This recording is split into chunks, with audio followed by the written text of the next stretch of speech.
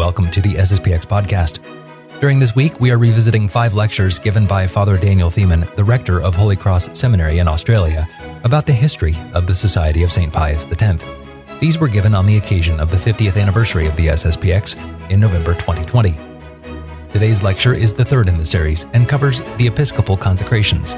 For more on this, you can see Crisis Series episode number 42 with Bishop Bernard Fellay. In the name of the Father, and of the Son, and of the Holy Ghost, amen. Dear faithful, as we continue our story of the history of the Society, we arrive today at a very critical moment in our story. We arrive today at the 30th of June, 1988, to an event which has been called Operation Survival. This was the date on which the Archbishop, together with Bishop de Castro-Meyer, consecrated 4 bishops to continue the work of the Society, to continue the ordination of traditional priests, and to continue the work of tradition, which the Society represents. And it is a good name, Operation Survival, because had the Archbishop not done this, it is pretty much certain that none of us would be here today attending this Mass. It really was that critical as we see the history of the Society unfold after this event. It is true that all of us are here today because of what the Archbishop did on the 30th of June, 1988. Now, this step, which was so dramatic when it finally came, was something that the Archbishop had been considering for many years. In fact, even from the earliest days of the Society's history, the Archbishop had to confront this question of what would happen if the crisis in the Church were prolonged, if it continued to get worse, if there was no end in sight. What must he do? What should he do? Where did his duty lie in providing for a future for the tradition within the Church and for the souls who so badly needed it? So this was something in the back of his mind. If the crisis were to last beyond his lifetime, what did duty demand from him as an archbishop? In 1981, as far as I know, it was the first time in 1981 that the Archbishop spoke publicly on this question, and he said that yes, if the crisis were to get worse, if Providence were to give the necessary indications, he would consecrate bishops to carry on the work of tradition. It was, in fact, by then, something that was a bit in the minds of a lot of people. The Archbishop tells a story that he was once approached by an Australian man who told him, "Your Grace, I would like to enter your seminary, to be trained by you as a priest, but, in 6 years you're going to be dead anyway. So what's the point?" So we have there, let's say, the characteristic national bluntness of the Australian character, but it's quite true, and the Archbishop took that very much to heart, together with what he could tell from the seminarians he already had. He used to joke that the seminarians of Icone, they would tremble whenever he coughed, because they were desperately hoping and praying that he would live long enough to ordain them. In 1983, the Archbishop called a meeting of the superiors of the Society to discuss this question. So you see, it had moved on to a certain importance in the Archbishop's mind that it had to be formally considered and discussed by the superiors of the Society in 1983. Nothing was decided at that meeting. It remained an open question. And the Archbishop continued to wait, to think, and to see the signs of providence. The first sign of that providence was in 1986 with the famous prayer meeting, the meeting of world religious leaders at Assisi, which was a great scandal to the Catholic world, to the Catholic mind. For the Archbishop, that was one sign of the gravity of the crisis, that it was continuing to get worse, that it wasn't going to end anytime soon. Somewhat less well known was the second sign of providence, which came the following year, 1987. In that year, Rome replied to a document called the Dubia, a document that the Archbishop had submitted to Rome with his arguments, with his doubts about the doctrine of religious liberty, which is taught by the Second Vatican Council and certainly afterwards. He submitted his arguments, very strong arguments, as to why this doctrine of religious liberty is not conformed with the tradition of the Church. Just a brief explanation there.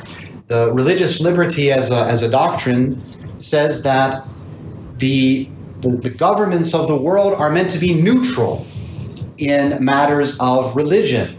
It has this strange idea that somehow the leaders of the world governments are not able to discern truth in religious matters.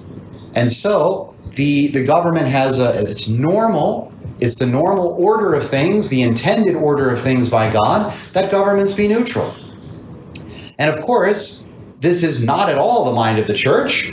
The Church teaches that the true religion founded by Jesus Christ is recognizable with the help of the grace of God, of course, but is recognizable by all men. And all men have a responsibility to embrace the truth of Christ's religion and to follow it and to put it into practice in their lives.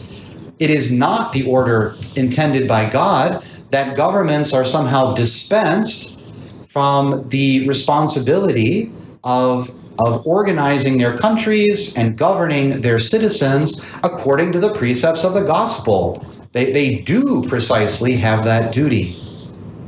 So obviously in practice, as we can see, this secularization of government brings a whole train of problems in its wake, because if the government is free to chart its own course without reference to the gospel of Jesus Christ, well then why can't there be divorce?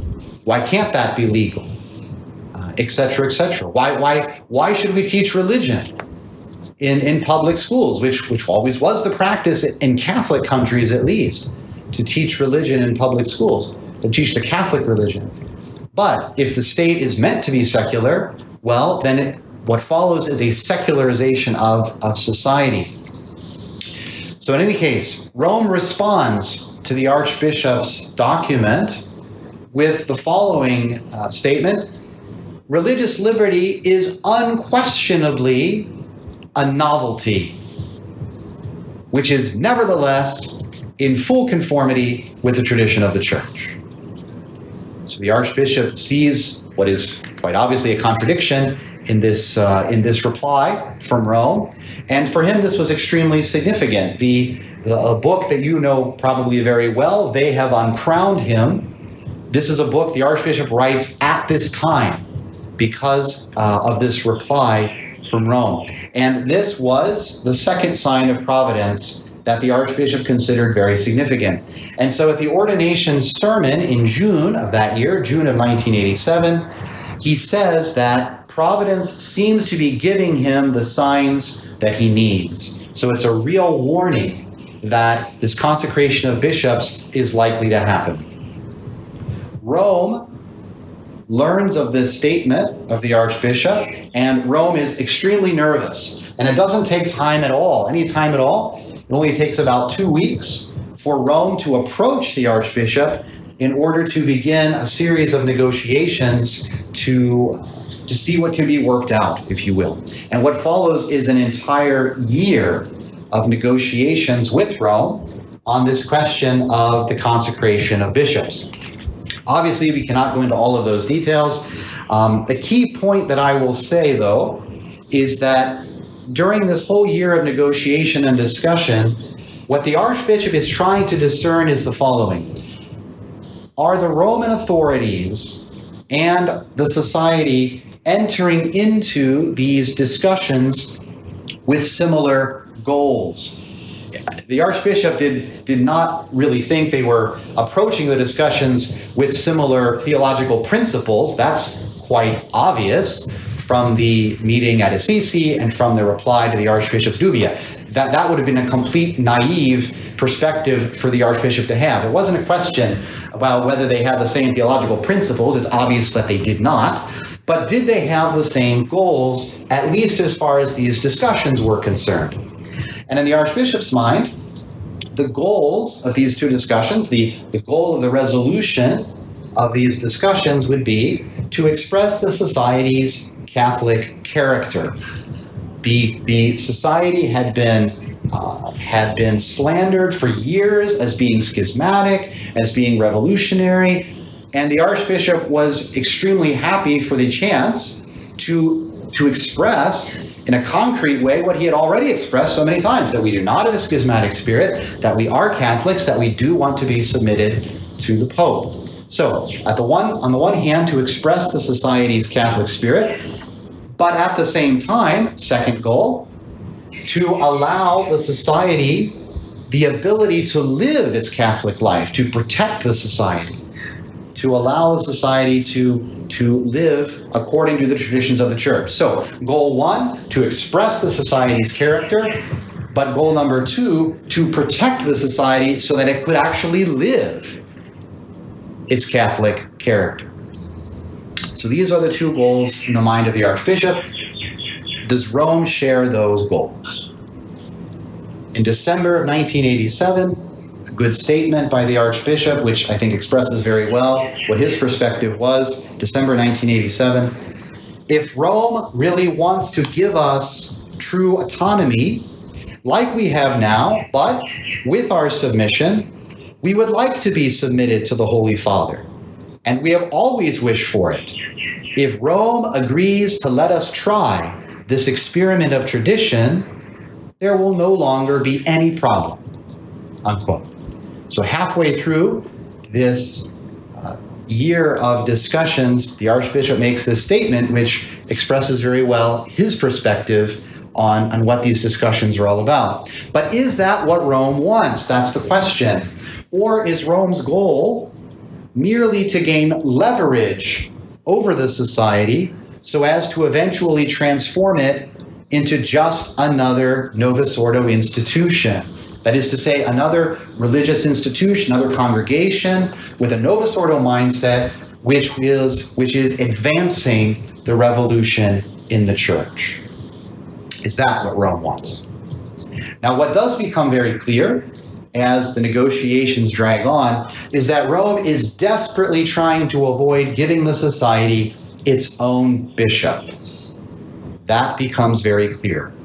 Rome wants the society to have to depend on diocesan bishops for its ordinations and confirmations, because it becomes clear that that is Rome's goal, Rome's preference, because every time the Archbishop brings up this question of society bishops, Rome sidesteps it, puts it off. Well, that's something that could be considered later. It may or may not be necessary. Let's first talk about these other things, etc., etc. Every time the Archbishop raises this question, those who are representing the Vatican sidestep and delay that question. Nevertheless, the Archbishop tries to keep it in the forefront of the discussions. On the 3rd of May, 1988, the Archbishop submits names for candidates, potential candidates to be consecrated. These are priests of the society to be consecrated as bishops. He submits those names for Rome's consideration. Nevertheless, 2 days later, on the 5th of May, the Archbishop signs what is called the Protocol of the 5th of May, 1988. And this was a document that was supposed to guarantee the survival of the society as well as to express its Catholic character. This is the document which is resolving this situation this unusual situation between the Society and the Vatican authorities. The Archbishop does put his signature to that document. Now, what does that document say about this crucial question of the Society having its own bishops? I'll quote from that document. It says, quote, "The consecration of a member of the Society as a bishop appears useful." And it continues that those who are representing the Vatican, it continues, will suggest to the Holy Father that he name a bishop chosen from within the Society, presented by Archbishop Lefebvre. That's as far as it goes. It says that it appears useful that a member of the Society be a bishop, and we who represent the Vatican, we will go back to Rome and we will suggest to the Holy Father that this be done. Now that night, the night of the 5th of May, the 6th of May, the Archbishop does not sleep. He is continuously brought back to this point that after a year of discussions, a year of him trying to, because remember, the whole discussions began because the Archbishop said, I'm going to consecrate bishops to continue the work of tradition. That was the whole catalyst for the discussions beginning. And after a year of discussions, there's still no guarantee that the Society will have its own bishops. And so during that night, the Archbishop writes a letter to Cardinal Ratzinger, who is representing the Vatican at these discussions. And in that letter, he does not reject the protocol. That's an important point. Some have said that he did. That's clearly not the case. He does not reject the protocol. He simply adds an additional provision, a practical provision. He asks that the Pope guarantee permission for a consecration of bishops on the 30th of June. He asks for a guarantee from the Pope on this point. And for the Archbishop, this is a test of Rome's good faith. I should mention that during this year of discussions, there were occasional points which came up which caused the Archbishop concern. For example, at one point, Cardinal Ratzinger, he made some comment that, Your Grace, after this situation is resolved, it would be normal, for example, let us say at the Society's church in Paris, that the Novus Ordo Mass would be offered, once a week or so.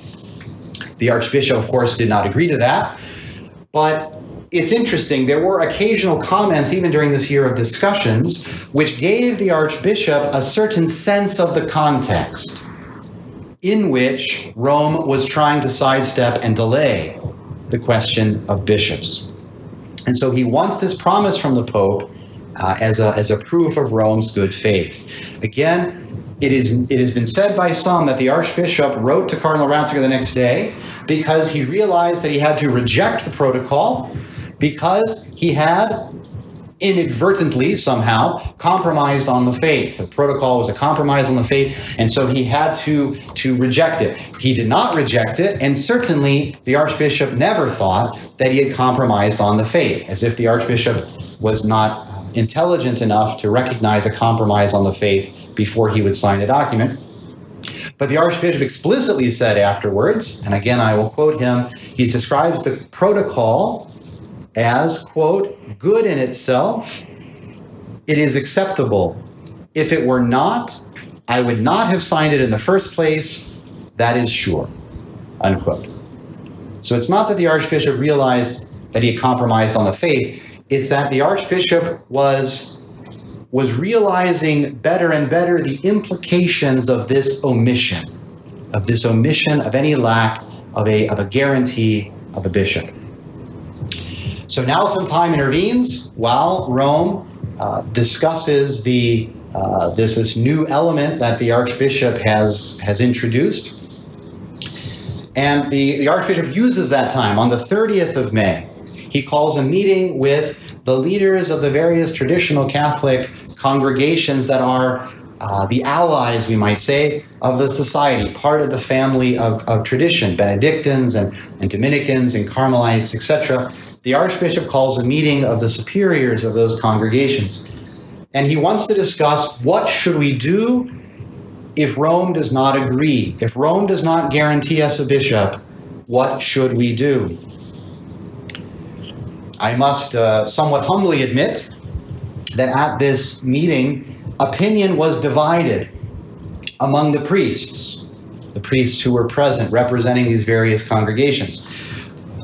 To my embarrassment, I must admit that opinion was not divided among the sisters, and that is to their credit, I think. So the Dominican sisters, the Carmelite sisters, the sisters of the Society of St. Pius X, they were very much unanimous on this question that we must have a bishop with Rome's permission or without it in order to be safely carrying on our work of tradition.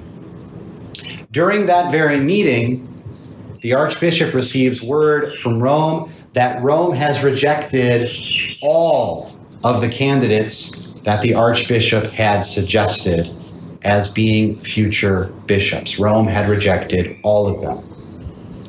And therefore, the Archbishop decides that Rome is not serious. Rome is not serious about protecting the work of tradition that the society represents.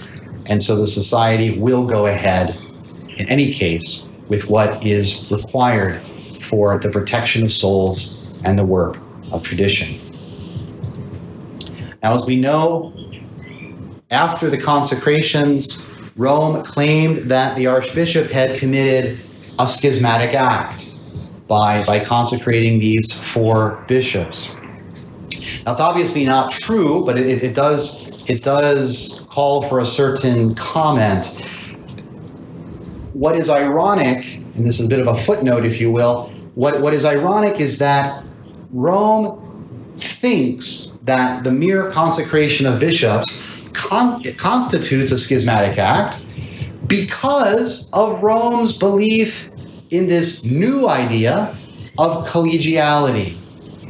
Because normally, to consecrate a bishop without the Pope's approval, unusual though that be, and normally forbidden as that is, it's not enough to be schismatic. To be schismatic requires setting up a kind of parallel church to pretend that these bishops that you're consecrating have authority in the church. That would be a schismatic act. But what's ironic is that it is this novelty, this error of collegiality, which is a Vatican II invention, by which, by the mere fact of being a bishop has a certain authority in the church. That's the doctrine of collegiality, that the church is somehow a parliament of bishops. And so by the mere fact of being a bishop, you have a certain governing authority in the church, which is not the church's traditional doctrine at all.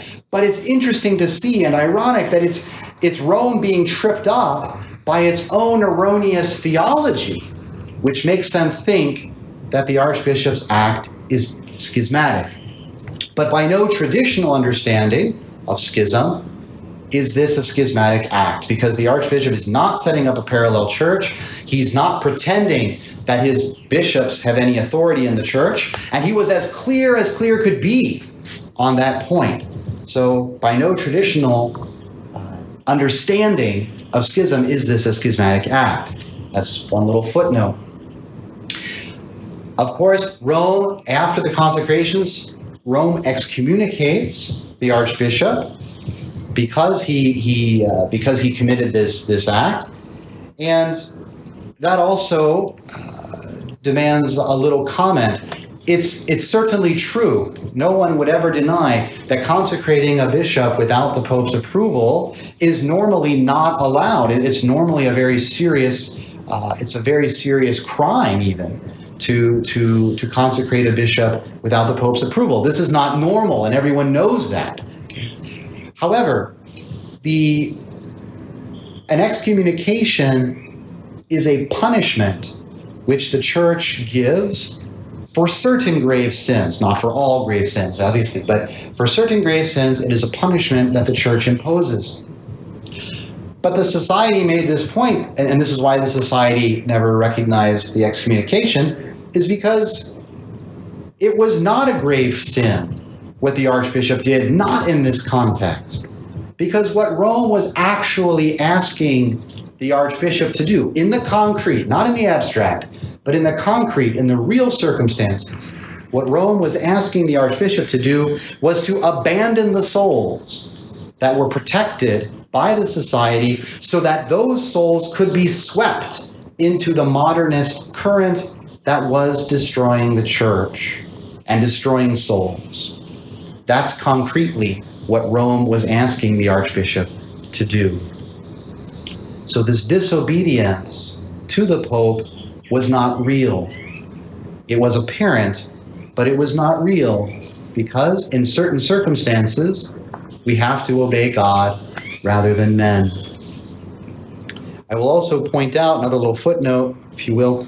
In 2009, Rome withdrew the excommunications, again, which we never recognized in any case, but they withdrew the excommunications of our 4 bishops in 2009, which is interesting because it's an implicit recognition that this was not a schismatic act, because you can't withdraw an excommunication from someone who's in schism. Schism is itself an excommunicatable offense.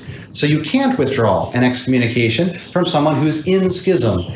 So in 2009, there is an implicit admission by Rome that the act of consecration of bishops was not schismatic. Another little footnote. Now, to conclude our sermon today, I'd like to point out a certain way of describing this situation in which the Archbishop found himself, which I think is not correct, and I think we want to get a little clarity on this point. It is often said that the Archbishop was placed in a dilemma of either choosing faith or obedience. That was the dilemma that was confronting the Archbishop. And I understand, superficially speaking, why people describe this situation in that way, superficially speaking. However, it is important for us to know and to understand correctly that there can never really be a conflict between the demands of the faith and the demands of true obedience. Because what the virtue of obedience really demands in any concrete situation is never opposed to the faith. If it was, then we would be placed in impossible situations. And there is no such thing. There is, in every situation, the will of God to be followed. And so what is really demanded by one virtue is always reconcilable with what is really demanded by another virtue. And that's important for us to grasp. It is precisely by the light of faith that we understand in any situation where our true obligation of obedience lies. Because it is by the light of faith that we understand the nature of authority, especially church authority, the limits of authority, the purpose of authority, etc. So it's by the light of faith that we are able to discern where the obligation of obedience truly lies.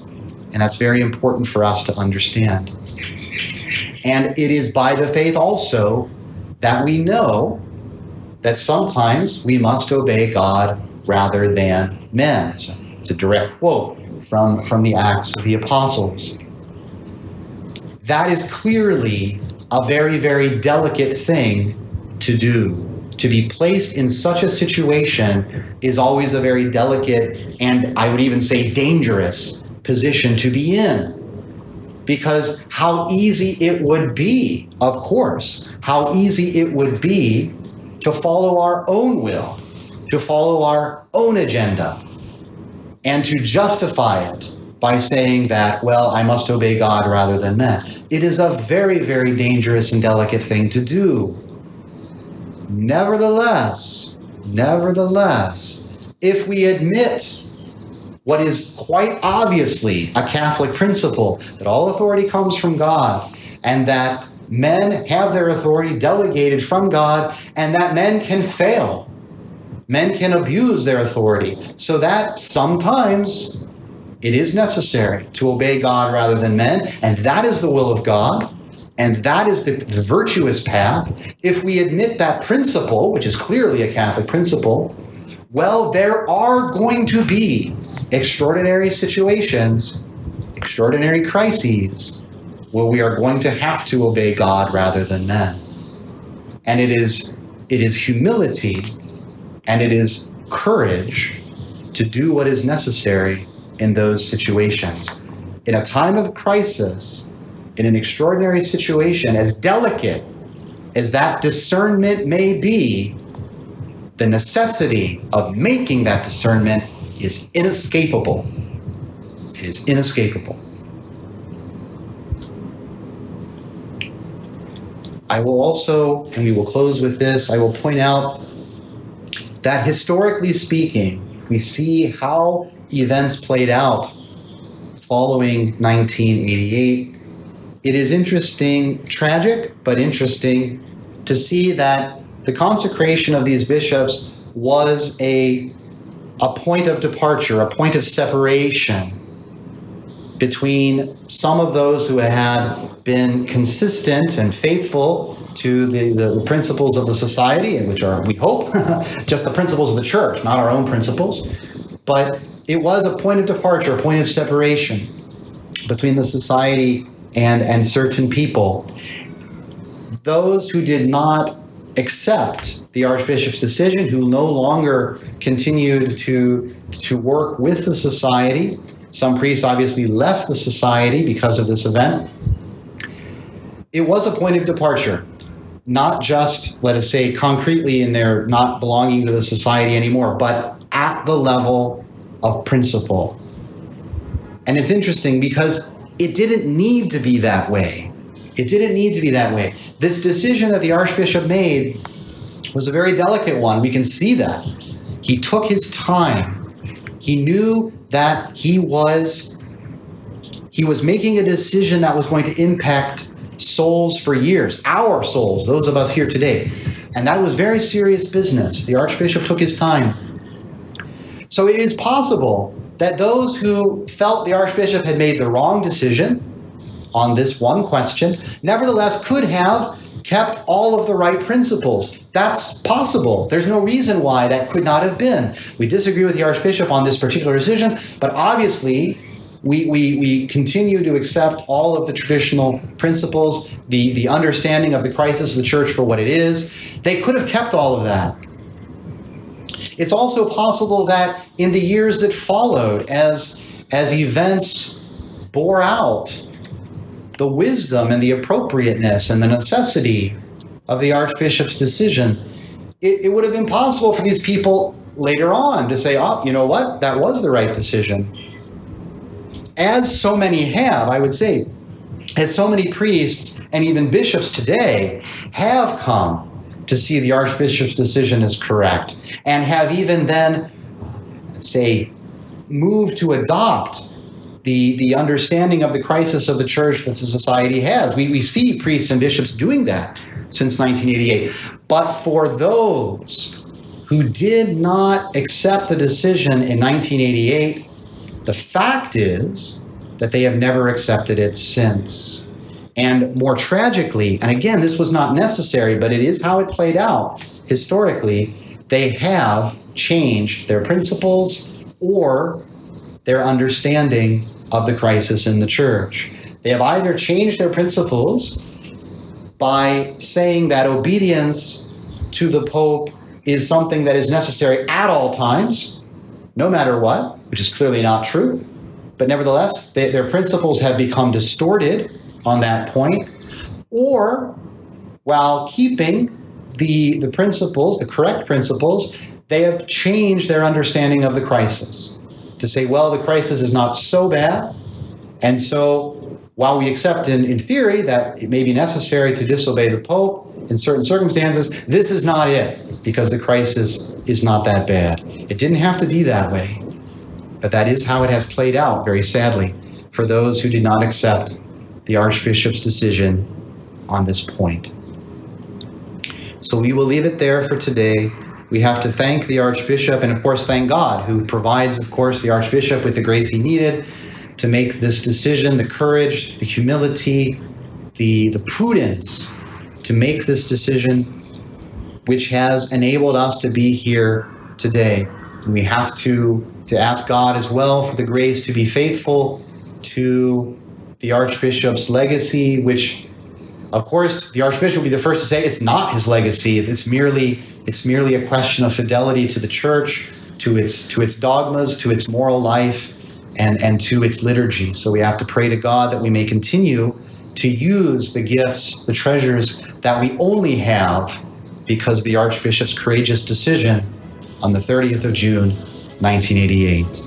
In the name of the Father, and of the Son, and of the Holy Ghost. Amen. Thank you for listening to and watching the SSPX Podcast. More is available at sspxpodcast.com. Please don't forget to share this episode and the podcast itself with someone who you think might enjoy it. Until next time, thank you for listening, and God bless you.